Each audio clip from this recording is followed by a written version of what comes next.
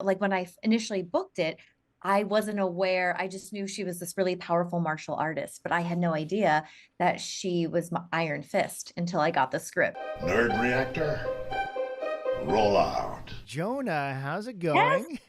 I'm doing really well. I'm very excited for Friday's launch of Oh Eyes of. yeah. And so I think like this interview won't be released until Friday. So I think we Oh, could perfect. talk about spoilers, right? Because I haven't Yes, I yes, haven't we seen can. it. So I didn't get Me the neither. screeners. So I was like, give me something, Disney. So I hear you. but we know you're in it. You're Iron Fist, Eyes of Wakanda, Yes. and first I'm not sure if this is it, but like the first like in media, like the Hmm? first female Iron Fist. Yes. Oh Yes. my gosh. Tell me Uh, all about it. yeah. Funny enough, I didn't know, like when I initially booked it, I wasn't aware. I just knew she was this really powerful martial artist, but I had no idea that she was my Iron Fist until I got the script. And then I was like, oh my gosh, this is incredible. So yeah, I tend to play like powerful women in TV and film, and this seemed like a great fit, and I was just so grateful. Yeah, and with this Eyes of Wakanda prequel, and usually it's like because we know in the MCU, in the movie Black Panther, they're like an isolated country. So Yes. I'm thinking since it takes place before, that means they're going to be really isolated because this is before the events of the movie, and Mhm. Yes, you know they are. because in the movie it's like they're slowly opening up, and so with this, well, what is the story like in trying to be in this, where this is like a different Wakanda, and then you Mhm. also have a different Iron Fist? Absolutely. So, what's great about these 4 episodes is it's like a mini series anthology series. So, each episode is self contained in a different time period, different geographic location. So, it allows the show to kind of expand Wakanda across time and space. And that's something that you can't do in a single film, for instance. So, it's like these 4 powerful stories that all show like the progression of Wakanda, how Wakanda became to be its present day form, and you actually get to see like how legends are made across history and time. So, like for this particular for my episode, it's set in like 1400 AD. So yeah, a bit more ancient. Oh yeah, yeah, long time ago. Yeah. And so, what is that like? An Iron Fist in 400 AD. What are her 1400, challenges? 1400. 1400. My bad. There's a difference between 1400 and 400. So 1400 AD. So what does the Iron Fist in 1400 AD have to experience? Yeah, so in the episode, something is stolen in her mind, something is stolen from her people. So we see China and we see Wakanda. And so we start out the episode in China with the kind of CIA-esque operative, like the Hutut Zerazi, one of our like the lead men of this episode. And you see this romantic entanglement that Ooh. this yeah gets herself involved in. They later have a debate as to who entangled who, which is really playful. And so she's wrestling with really human emotions of falling for someone. So you get to see like her heart in a certain way, and also the importance of protecting her people, protecting an artifact that she believes is hers. And the Hatut Zerazi Wakandan warrior believes it's rightfully theirs. So it's this like taking a stand for what belongs to us and culture. And so you see the clash and you see how they resolve it.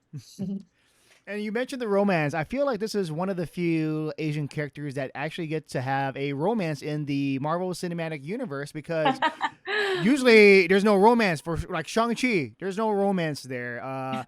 Benedict Wong doesn't get a romantic thing, but then now like finally, it's like I want more of that.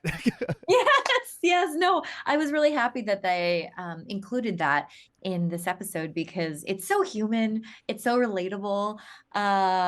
So when the gentleman that I just had a romantic evening with, like, sneaks away in the middle of the night, like, that's a very human thing to have to deal with, just as a human, not even as like Iron Fist, but just as a person, and what that does to a human, right? And their heart and their emotions.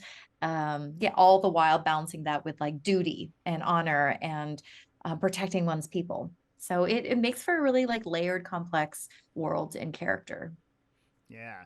And with Iron Fist, because there's different generations of Iron Fist, and once they have the power, uh, like they already have the martial arts, but then they have the fist. And so for you, just working on this project, what is it like? Because is it just voice acting strictly, or do you get to do some like motion capture? Sure. For me, it was strictly voice acting. But even in all voiceover roles that I've done, it's very physical in the booth. Like I'm usually sweating by the time I leave a recording booth because the physical efforts, especially for a role like this, where there is a lot of fighting. So it's like the efforts of like, and like I often use my body, and that really helps in terms of like creating something very dynamic when it comes to the audio and the voiceover work. Yeah. And with this being Eyes of Wakanda, you said anthology. Is there like the Wakandans? Are they somehow involved in this? Yeah, so it's a most so I only know the details about my episode, so I don't Yeah. know about the other stories, but my understanding is like most of it's set in Wakanda, but across different times, and they travel to different countries and continents. That's why our episode like starts in China, and then we go to Wakanda. Ooh, yeah. So yeah, I don't want to give give too much away with like what happens, but like just having them because we've seen that in the MCU where they do send out agents to just check out Yes, other countries because they want to know, hey, what's that's what happening happened. in the other parts of the world, And Yeah. with this, just with you being a part of Mhm. this project, what Yeah. was it like before and then after? Sure. So I worked on this project a couple years ago, and Marvel, of course, with their like NDAs, which I totally respect. I was like, "Mm, I can't say Yeah. anything. So I feel a sense of responsibility now that the news is out and the series is out right now. Of I don't know, just being a female role model, perhaps. I don't know if that's too strong of a statement. It's Why something. not? Oh, maybe. It's something that I always strive for, is to be someone that little girls and people can learn from, and like learn from my lessons as a person over time, because I've made plenty of mistakes in my life. And yeah, I think just I feel a greater sense of responsibility. So what is that feeling like in terms of, let's say, making mistakes? Like, is there ever a moment in your career where you felt like, oh, like something happened, but then you overcome that? Like, what's a great example of that?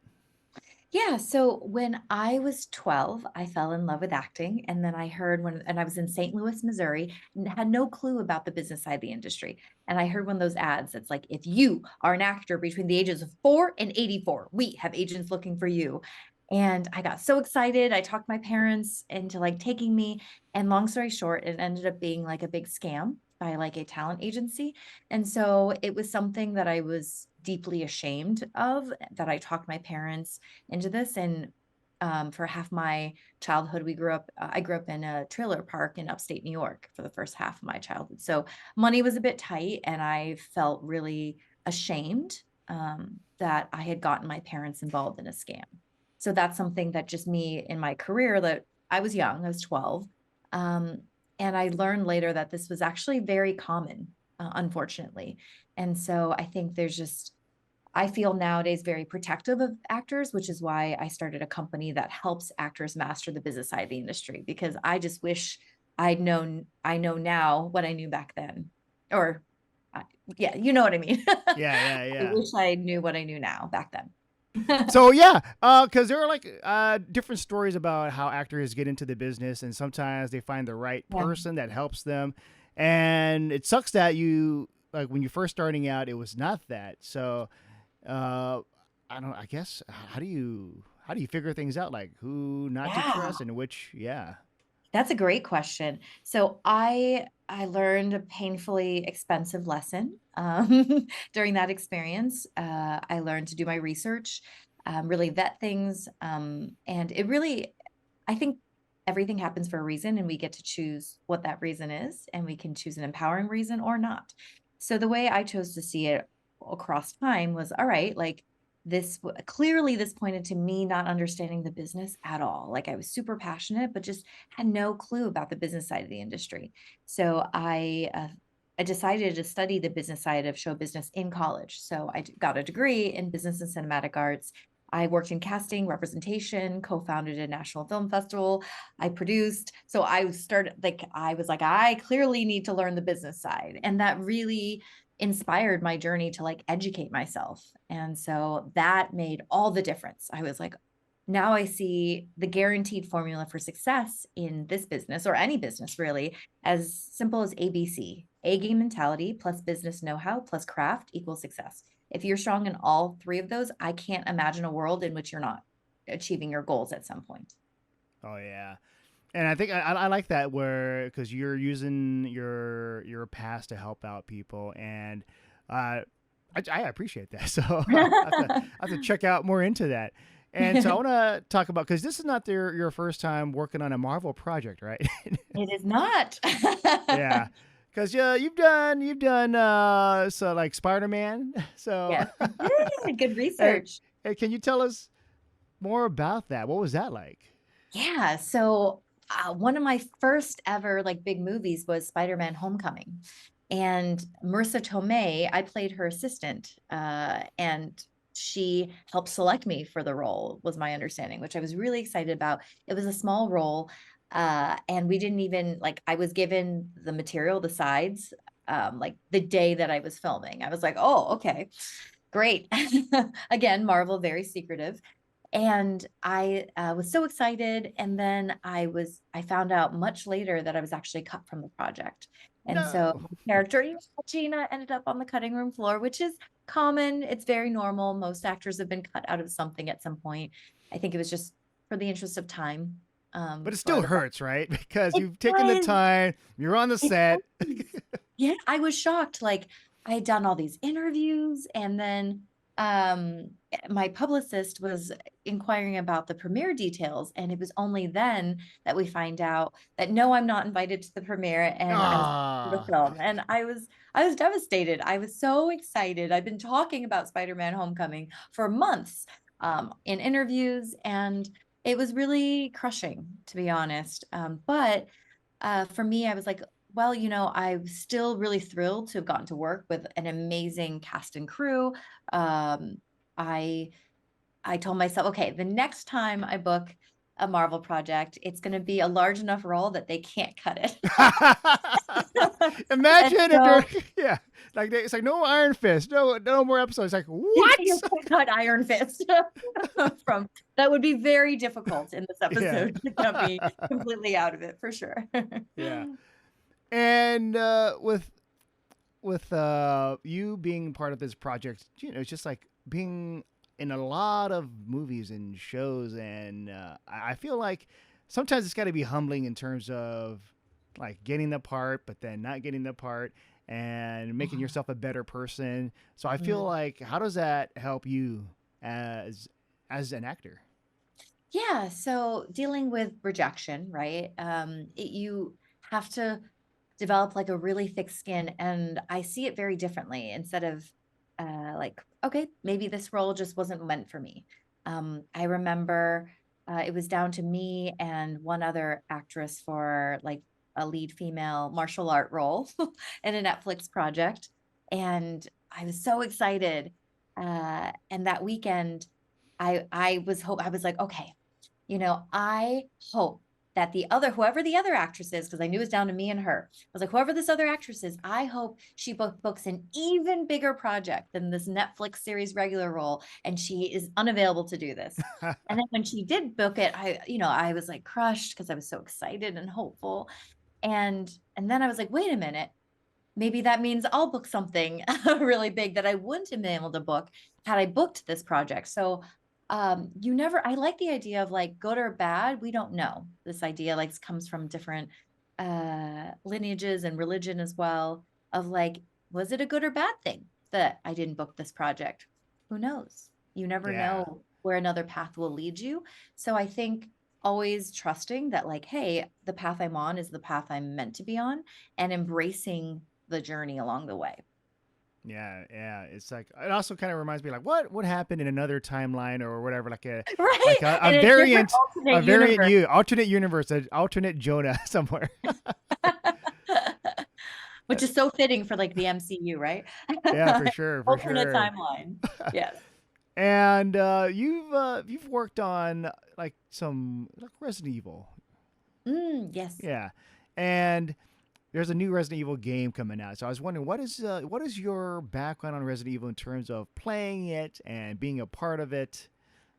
Yeah, so I got to play Shen Mei, who was a badass like operative, and she was someone, she's not that different from like this now that I think about it. She was playful, flirty.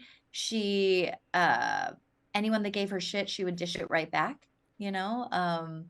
So I got to be part of that mini series on Netflix a while ago.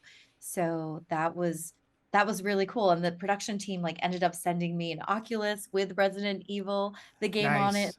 I was like, oh, this is cool. So it was really cool to be able to um bring life to this awesome video game character, but in like a Netflix animated show.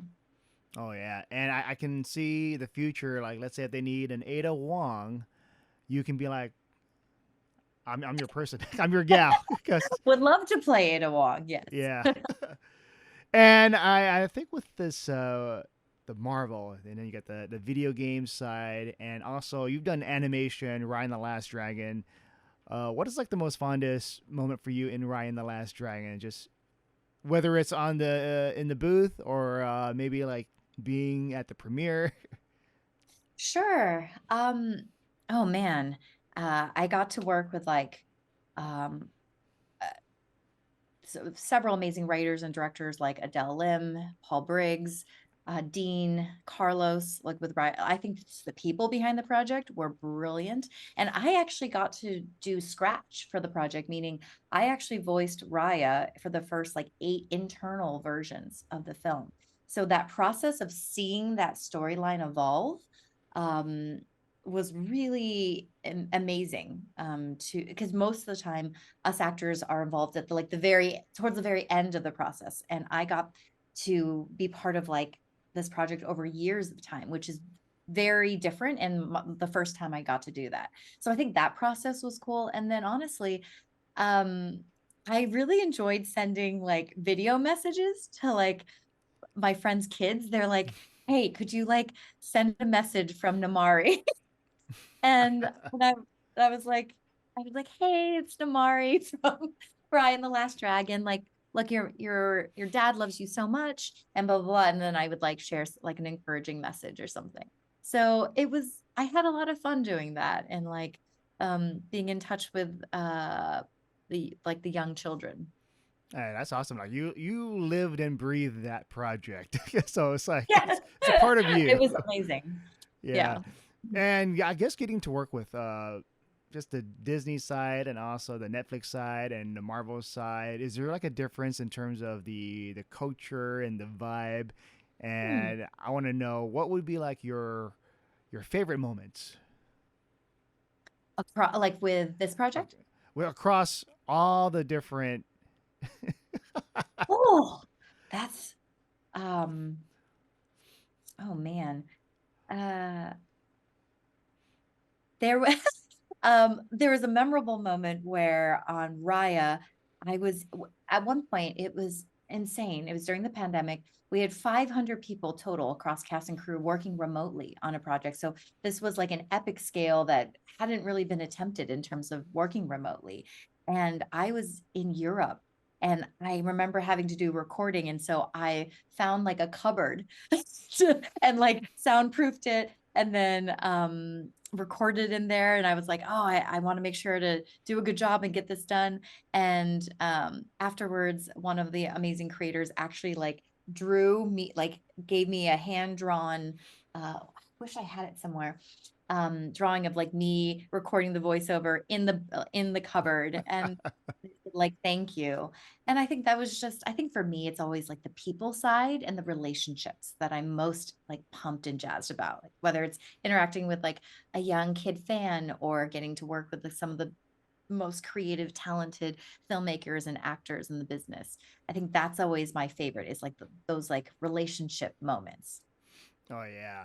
And like I want to tell you about today. Like someone was Netflix sent me like a last minute invite yesterday, going to their studios to uh get to be a part of the voice booth, right? But I couldn't make it because I'm like, no, I got an interview to do today, so some other time. And but like I've done it before, so I it's nerve wracking, and it's just because people are looking at you at the booth, and you gotta like say the lines with the beeps and all that. So I think for you, like, when was that point where you're like, you know what, I'm comfortable at this, and just give me everything you got. Yeah, I remember when I first did like ADR many years ago, and also dubbing, like with the beeps and the like, Yeah. it's a little overwhelming at first. And then like over time, I think, let me think, when was the turning point for me? Like for me, when I first uh resilience, I think, is one of the most important qualities to establish as a human being. I think resilience over happiness, personally. And I pretty much gave up on voiceover because I think I auditioned 100 times for voiceover gigs like years ago, didn't book a single project. And I was like, Wow. I was like, Wow. I'll stick to live action. Like clearly I'm terrible at voiceover or something. And then like, it was like project 100 and who knows that I auditioned for that I booked. And I was like, that's pretty cool. Yeah, yeah. That's pretty neat. So I think just getting that first project under my belt did make a big difference for sure. Um, yeah, so I think just a lot of reps over time, and then I'm someone who like nerds out on like looking up how-to videos, and there's so many things on YouTube, and like learning from other people. I always say the more you learn, the more you earn. Oh yeah, yeah. Just I guess practicing, and then just not giving up, because you've like example of you doing like the 100 auditions, and still you keep going. You're a machine. Yes, yes. So that, yeah, I think I always say if there's something that you want that you don't have, it just means there's something you don't know. It doesn't Yeah. mean like it's never going to happen for you or there's something wrong with you. It's none of those lies that we tell ourselves. And I guess like future projects, right? Like if there is that one project you want to work on, whether it's any kind of genres, what would it be? Sure. First of all, I would love to play the live action version of a female Iron Fist. So Marvel, Disney, Yes, Hollywood yes. the girl. I've always been really inspired by Mulan as a story. Just uh, I play competitive flag football, and I was one of the first like female quarterbacks. And I would play in co-ed leagues where I was the only female, like leading a group of mainly men. And so when I remember sending a video to like one of the producers of Mulan, and I was like, you know what? I'm really putting myself out there, but like be bold. So I sent this video that like had me playing flag football and like making this analogy of like leading men onto the football field and having to earn their trust and their respect, to like that being a small scale, but an analogy to like Mulan leading like a group of men into war kind of thing. So I always was really inspired by those stories of people breaking stereotypes, doing things that they formerly thought was impossible or other people said was impossible. And I think that like lines up very much with my life, of how many times I was told, I can't do this, I can't do this, I can't do that. And that inspiring me and motivating me to actually prove people wrong. Hell yeah, I love that because yeah, when people say you can't do this, well, I'm going to show you. You know. Yeah. Yes. It's like that And extra little motivation. I'm like, because I think for me, I believe that if someone else can do it, so can you. Like that's one of my core beliefs. And so I always want to make sure I'm uh, following through and living my own beliefs and values. oh yeah, and I think after doing this, I hope there's like a live action version of Iron Fist, your Iron Fist, like because the past there's so much potential Marvel with like Dots. yeah for sure. But Jonah, it's a pleasure chatting with you. You too, John. Thank you And so yeah, much. I can't wait for once this video comes out, the episodes will already be out. But yeah, hopefully those watching will enjoy that. Yes, I hope they will. Thank you so much, John.